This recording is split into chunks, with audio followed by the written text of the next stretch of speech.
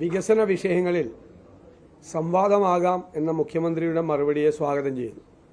അദ്ദേഹം പറയുന്ന സമയത്തും അദ്ദേഹം പറയുന്ന സ്ഥലത്തും ഞാൻ ആ സംവാദത്തിന് ചെല്ലാൻ തയ്യാറാണ്.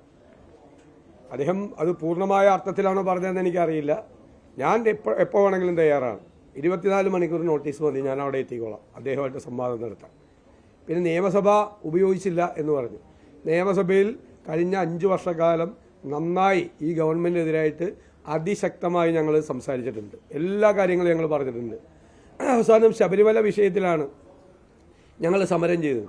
ശബരിമല വിഷയത്തിൽ അടിയന്തര പ്രമേയത്തിന് തിരുവഞ്ചൂർ രാധാകൃഷ്ണൻ കൊടുത്ത നോട്ടീസിന് അനുമതി ലഭിച്ചില്ല. ഗവൺമെൻറ് അതിന് തയ്യാറായിരുന്നില്ല.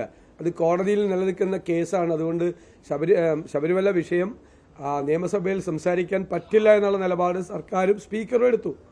അതിനെ തുടർന്നാണ് ഞങ്ങൾ സമരം ചെയ്തത്. അത് അനുവദിച്ചില്ല. മുഖ്യമന്ത്രി ഒരു ചോദ്യത്തിന് ഉത്തരം പറയുന്നില്ല. ഇന്നലെ അദ്ദേഹം പറഞ്ഞത്, ഞാൻ ലൈഫ് പദ്ധതിയെ പറ്റി പറഞ്ഞത് യമണ്ടൻ കള്ളമാണെന്ന് പറഞ്ഞു. 4,43,000. അദ്ദേഹം ഇപ്പോഴും ധരിച്ചു വെച്ചിരിക്കുന്നത് ഉമ്മൻചാണ്ടിയുടെ കാലത്ത് 4,000 വീട് വെച്ചെന്ന. ഞാൻ ഇന്നലെ മന്ത്രിമാരുടെ റിപ്ലൈ അടക്കം, മന്ത്രിമാർ നിയമസഭയിൽ തന്ന റിപ്ലൈ അടക്കം അതിൻ്റെ മുഴുവൻ തെളിവുകളും ഹാജരാക്കി. ഇന്ന് അതിനെക്കുറിച്ച് മിണ്ടുന്നില്ല. ഇന്ന് അതിനെക്കുറിച്ച് ഒരു അക്ഷരം പറയുന്നില്ല. അപ്പോൾ ആരാണ് യമണ്ടൻ നുണ പറഞ്ഞത്? യമണ്ടൻ നുണ പറഞ്ഞത് മുഖ്യമന്ത്രിയാണ്. 2011 മുതൽ 2016 വരെ കേവലം 4,000 വീട് മാത്രമാണ് ഉമ്മൻചാണ്ടി സർക്കാരിൻ്റെ കാലത്ത് പണിതെന്ന് മുഖ്യമന്ത്രി പിണറായി വിജയൻ പറഞ്ഞതാണ് യമണ്ടൻ നുണ. അത് അല്ല എന്നും 4,43,000 വീട് പണിതു എന്നും ഞങ്ങൾ രേഖകൾ കൊണ്ട് തെളിയിച്ചപ്പോൾ അദ്ദേഹം അതിൽ നിന്ന് പിന്മാറി. അദ്ദേഹത്തിനിപ്പോൾ അതിനെപ്പറ്റി പറയാനൊന്നുമില്ല. ഏറ്റവും രസകരമായ കാര്യം, വെൽഫെയർ പാർട്ടി ഞങ്ങൾക്ക് പിന്തുണ കൊടുത്തപ്പോൾ കേരളം മുഴുവൻ കോളിളക്കമുണ്ടാക്കിയ CPM LDF ഇപ്പോൾ SDPIയുടെ പിന്തുണയെക്കുറിച്ച് മിണ്ടുന്നില്ല. SDPIയുടെ പിന്തുണയെക്കുറിച്ച് ചോദിച്ചാൽ മുഖ്യമന്ത്രി ചൂടാവുകയാണ്. ഞാൻ വെൽഫെയർ പാർട്ടിയുടെ പിന്തുണയെക്കുറിച്ച് ചോദിച്ചപ്പോൾ ഞാൻ ചൂടായില്ലല്ലോ. ഞാൻ വെൽഫെയർ പാർട്ടി ഞങ്ങൾക്ക് പിന്തുണ തന്നിട്ടുണ്ട്, ഞങ്ങൾ ആ പിന്തുണ സ്വീകരിച്ചിട്ടുണ്ട്. ഞാൻ പറഞ്ഞു 4 പതിറ്റാണ്ട് കാലം അവരുടെ മാതൃസംഘടന LDFിൻ്റെ കൂടെയായിരുന്നു. അന്ന് അവർ മതേതരവാദികളെന്നാണ് ഇവർ വിശേഷിപ്പിച്ചത്. അവർ ഞങ്ങൾക്ക് പിന്തുണ തന്നപ്പോൾ അവരെ വർഗീയവാദികളാക്കി. ഇനി SDPI മതേതരവാദികളാണ് എന്ന് മുഖ്യമന്ത്രി പിണറായി വിജയൻ പറയുമോ? ഞാൻ കേരളത്തിൻ്റെ മുഖ്യമന്ത്രി ശ്രീ പിണറായി വിജയനെ വെല്ലുവിളിക്കുന്നു.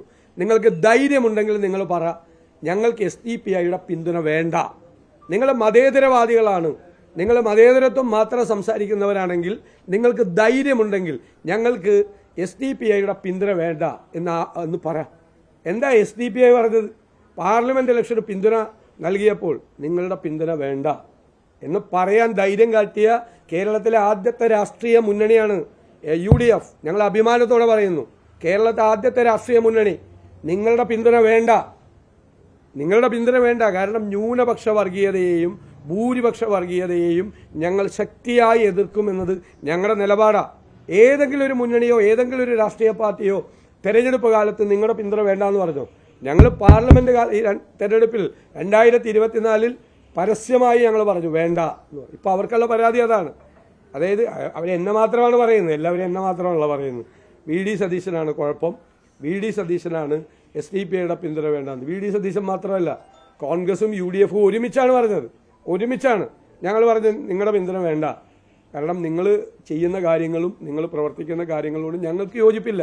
ഞങ്ങൾക്ക് പിന്തുണ തന്നാൽ അവർ ചെയ്യുന്ന കാര്യങ്ങളുടെ ഉത്തരവാദിത്വം കൂടി നമുക്ക് ഏറ്റെടുക്കേണ്ടി വരും. ഇപ്പോൾ ഇത്രയും മതേതരത്വം പ്രസംഗിച്ച് വെൽഫെയർ പാർട്ടിയുടെ പിന്തുണ കോൺഗ്രസിന് ഉണ്ടെന്ന് പറഞ്ഞ് UDFന് ഉണ്ടെന്ന് പറഞ്ഞ് കേരളം മുഴുവൻ കോളിളക്കം ഉണ്ടാക്കി ഒരു രഹസ്യമായി SDPI ആയിട്ട് ചർച്ച ചെയ്ത് ധാരണയിലെത്തുന്നു. എന്നിട്ട് അതിനെക്കുറിച്ച് ചോദിക്കുമ്പോൾ ചൂടാവുകയാണ്, പൊട്ടിത്തെറിക്കുകയാണ്. SDPIയോട് ചോദിക്കാനാണ് പറഞ്ഞത്. SDPIയോടല്ല ചോദിക്കേണ്ടത്, മുഖ്യമന്ത്രി പിണറായി വിജയൻ മറുപടി പറയണം. നിങ്ങൾക്ക് ഈ തെരഞ്ഞെടുപ്പിൽ SDPIയുടെ പിന്തുണ ഉണ്ടോ ഇല്ലയോ? ഇല്ലെങ്കിൽ SDPIയുടെ പിന്തുണ വേണ്ട, അത്തരം ശക്തികളുടെ പിന്തുണ വേണ്ട എന്ന് ഉറച്ചു പറയാനുള്ള ധൈര്യം നിങ്ങൾക്കുണ്ടോ? നമുക്കില്ല, ധൈര്യമില്ല. നിങ്ങളിതെല്ലാം പരസ്യമായിട്ട് പറയുകയും രഹസ്യമായി RSSുമായി ഡീൽ ചെയ്യുകയും ഒരു വശത്ത്, മറുവശത്ത് SDPI ഡീൽ ചെയ്യുന്നു. ന്യൂനപക്ഷ വർഗീയതയെയും ഭൂരിപക്ഷ വർഗീയതയെയും ഒരുപോലെ പ്രോത്സാഹിപ്പിക്കുകയാണ് നിങ്ങൾ എന്ത് വില കൊടുത്തും നിങ്ങൾക്ക് അധികാരം നിലനിർത്തണം. അധികാരം നഷ്ടപ്പെടുന്നതിനെക്കുറിച്ച് ആലോചിക്കാൻ പറ്റില്ല. അതുകൊണ്ട് ഏത് ഹീനമായ മാർഗത്തിലൂടെയും അധികാരം നിലനിർത്താൻ വേണ്ടിയിട്ടുള്ള നിങ്ങളുടെ ശ്രമത്തെ ഞങ്ങൾ പൊളിച്ചടുക്കും. കേരളത്തിലെ ജനങ്ങൾ പൊളിച്ചടുക്കും. ഒരു സംശയവും ആ കാര്യത്തിൽ വേണ്ട. ഏത് വികസന വിഷയങ്ങളെക്കുറിച്ച് ചർച്ച ചെയ്തോ, ശബരിമലയെക്കുറിച്ച് ചർച്ച ചെയ്തോ, ഞങ്ങൾ തയ്യാറാണ്. ഏത് വിഷയം, വരാനിരിക്കുന്ന കാലത്തെക്കുറിച്ചുള്ള കൃത്യമായി എവിടെയെല്ലാമാണ് ഈ ഗവൺമെൻറ് പരാജയപ്പെട്ടത് അവിടെയെല്ലാം UDF കൃത്യമായ പരിപാടികളുമായി വന്ന് ഞങ്ങൾ കേരളത്തെ കൈപിടിച്ച് എഴുന്നേൽപ്പിക്കുക തന്നെ ചെയ്യും. ഈ കാപഢ്യം, ഈ കേരളത്തിലെ ഏറ്റവും വലിയ കാപഢ്യമുള്ള രാഷ്ട്രീയ നേതാവ് ശ്രീ പിണറായി വിജയനാണ്. കാപഢ്യമാണ് ഇത് മുഴുവൻ, ഹിപ്പോക്രസിയാണ്. ഒന്ന് പുറത്തു പറയുക, മറ്റത് വേറൊന്ന് ചെയ്യുക. അദ്ദേഹം ചെയ്യുന്നതും പ്രവൃത്തിയും പറയുന്നതും തമ്മിൽ യാതൊരു ബന്ധവും. ഇതിനു മുമ്പ് പറഞ്ഞു ജമാഅത്ത് ഇസ്ലാമിയായിട്ട് ഒരു ബന്ധവും ഞങ്ങൾക്ക് ഉണ്ടായിട്ടില്ല എന്ന് പറഞ്ഞു. അപ്പം ഞാൻ ആ വീഡിയോ ക്ലിപ്പ് ഹാജരാക്കി, ജമാഅത്ത് ഇസ്ലാമിയെ സ്വാഗതം ചെയ്തുകൊണ്ട് വീഡിയോ ക്ലിപ്പ് ഹാജരാക്കി. എന്നിട്ട് ദേശാഭിമാനിയുടെ എഡിറ്റോറിയലും ഹാജരാക്കി, ജമാഅത്ത് ഇസ്ലാമിയെ സ്വാഗതം ചെയ്തുകൊണ്ട്. അതിനുശേഷം RSSുമായിട്ട് ഒരു ബന്ധം ഉണ്ടായിട്ടില്ല എന്ന് പറഞ്ഞു. അപ്പോൾ ഞങ്ങൾ RSSുമായിട്ട് ബന്ധം ചില സമയത്തുണ്ടായിരുന്നു, ചില സമയത്ത് ഇല്ലായിരുന്നു എന്ന് പറയുന്ന ആ ഒരു വീഡിയോ കൂടി ഹാജരാക്കി. ശരിയല്ലേ?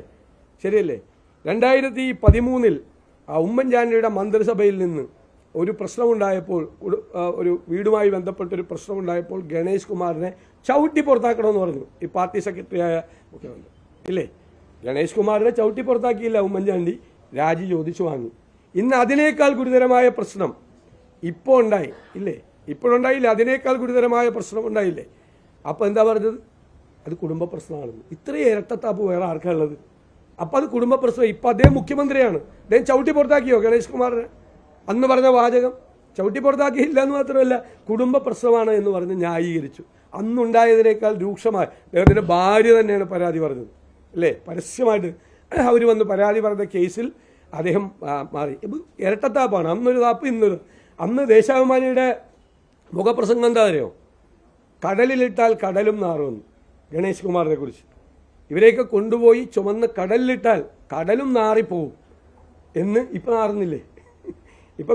കൂട്ടത്തിൽ വയ്ക്കുമ്പോൾ നാറുന്നില്ലേ? ഇവരെന്തും പറയും, പരസ്പര ബന്ധമില്ലാത്ത പറയും.